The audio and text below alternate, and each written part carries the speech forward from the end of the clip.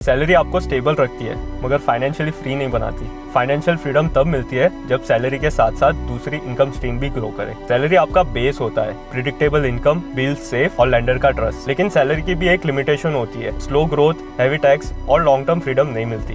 Business income real growth देता है क्योंकि इसकी इनकम स्केल हो सकती है। और सबसे बड़ा benefit write offs, phone, internet, car का portion, rent, tools, everything you can write off. इससे क्या होता है, टैक्सेबल इनकम जो सीआरए को दिखती है वो कम हो जाती है। इवेंचुअली इनकम टैक्स भी कम लगता है। और जो बिजनेस से एक्स्ट्रा कैश फ्लो आता है वो आपको लॉन्ग टर्म इन्वेस्टमेंट्स बिल्ड करने का पावर देता है, क्योंकि इन्वेस्टमेंट्स तब भी बनती है जब आपके पास इन्वेस्ट करने के लिए एक्स्ट्रा कैश फ्लो हो। लॉन्ग टर्म इन्वेस्टमेंट जैसे कि रेंटल प्रॉपर्टीज, रियल एस्टेट या फिर कोई भी कंपाउंडिंग एसेट, यही आपका रियल वेल्थ बनाती है। ज्यादातर लोग ये सोचते हैं कि सैलरी और फ्रीडम एक ही सोर्स से आ जाएगी, पर ऐसा नहीं है। Salary gives you stability, business accelerates your growth and gives tax relief, और लॉन्ग टर्म इन्वेस्टमेंट्स ही फाइनेंशियल फ्रीडम देती है। ये 3 अलग डोर्स है और फाइनेंशियल फ्रीडम तक पहुंचने के लिए एक एक डोर को सीक्वेंस में खोलना पड़ता है।